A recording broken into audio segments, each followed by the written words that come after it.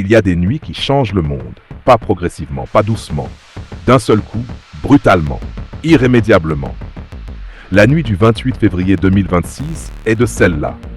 Pendant que la plupart des gens dormaient, le ciel de l'Iran s'est embrasé. Et au petit matin, quand le soleil s'est levé sur Téhéran, le monde n'était plus tout à fait le même. Ali Khamenei est mort. L'homme qui tenait l'Iran d'une main de fer depuis 1989, 37 ans de pouvoir absolu, 37 ans à incarner à lui seul la révolution islamique, 37 ans à diriger un pays de 90 millions d'habitants sur les plans spirituels, politiques et militaires, est mort cette nuit-là, sous les bombes, à l'âge de 86 ans. Pour comprendre ce qui s'est passé, il faut revenir quelques heures en arrière. Dans la journée du samedi 28 février, le ciel iranien se couvre. Pas de nuages, d'avions de chasse, de drones, de missiles. Une vague impressionnante coordonnée américaine et israélienne qui traverse simultanément pas moins de 24 provinces iraniennes. Ce n'est pas une frappe d'avertissement. Ce n'est pas une opération ciblée sur des sites nucléaires comme ce fut le cas en juin 2025. C'est autre chose. Quelque chose de bien plus grand et de bien plus ambitieux. La cible principale, la plus protégée, la plus inaccessible, le complexe ultra fortifié, encore plus inaccessible.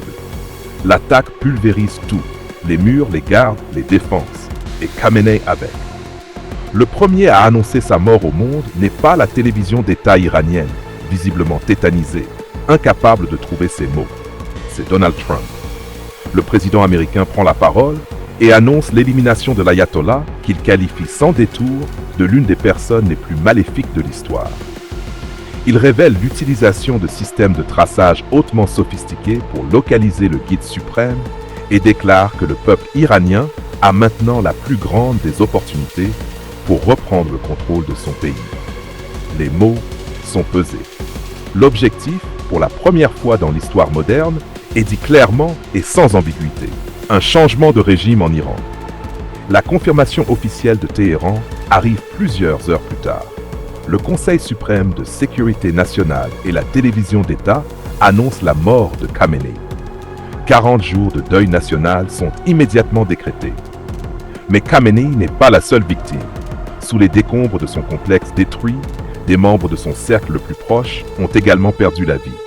Une fille, un gendre, une petite fille. Et avec eux, des figures clés de l'appareil sécuritaire iranien, dont le général Mohammad Pakpour, chef des forces terrestres des gardiens de la Révolution, l'armée dans l'armée, le bras armé du régime. Le bilan civil, lui, est lourd, très lourd. Le Croissant Rouge iranien fait état de plus de 200 morts et près de 750 blessés à travers le pays. Et parmi les nouvelles les plus déchirantes, celle d'une frappe ayant touché une école primaire à Minab, dans le sud-est de l'Iran. Plus de 100 morts. À l'intérieur du pays, 2 Irans se révèlent en quelques heures.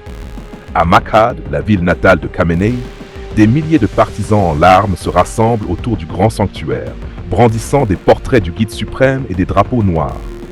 La douleur est sincère, immense, inconsolable.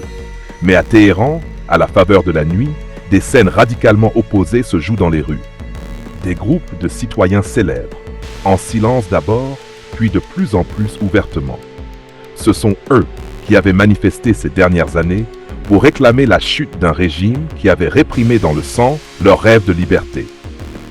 Entre le 8 et le 9 janvier dernier, l'Iran avait vécu ce que beaucoup considèrent comme la répression la plus meurtrière de son histoire. Le gouvernement reconnaît environ 3000 victimes.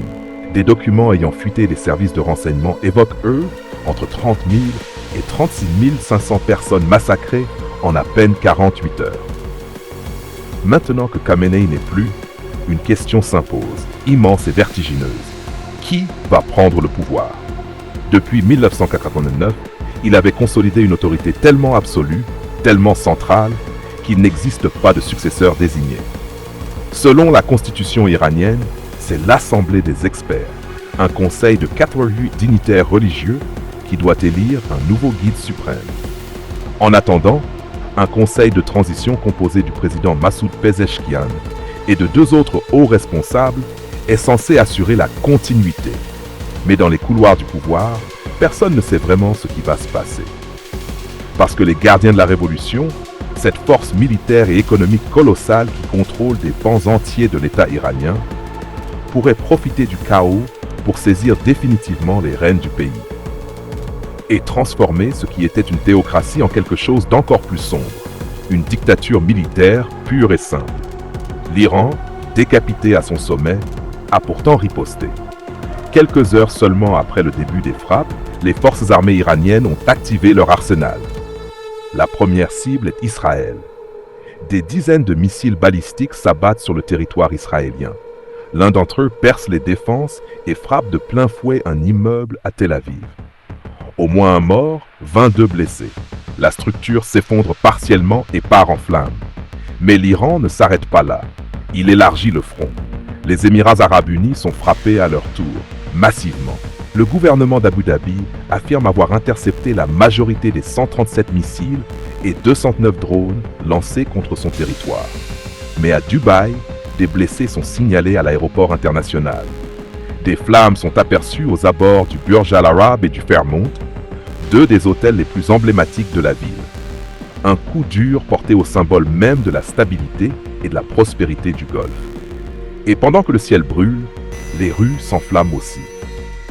À Bagdad, une foule en deuil et en colère tente de prendre d'assaut l'ambassade américaine dans la zone verte.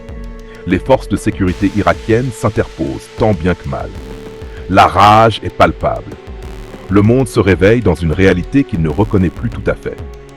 L'opération américano-israélienne a atteint son objectif tactique principal. Elle a décapité le régime islamique iranien dans ce qu'il avait de plus symbolique. Mais elle a aussi ouvert une boîte dont personne ne connaît vraiment le contenu. Les forces américaines se disent prêtes à poursuivre leur campagne dans les jours à venir, ciblant notamment les sites nucléaires restants. Les gardiens de la révolution, eux, jurent de venger leur imam et promettent de frapper sans relâche jusqu'à la défaite de l'ennemi. Le pari de Washington et de Jérusalem est immense et risqué. Ils espèrent que ce choc sans précédent provoquera l'effondrement du régime de l'intérieur, que le peuple iranien, épuisé, blessé, endeuillé de ses propres morts, saisira cette fenêtre et tout changer. Mais le risque est tout aussi réel. Que la mort de Khamenei ne libère pas l'Iran, mais embrase toute la région. Que des pays entiers soient aspirés dans le chaos.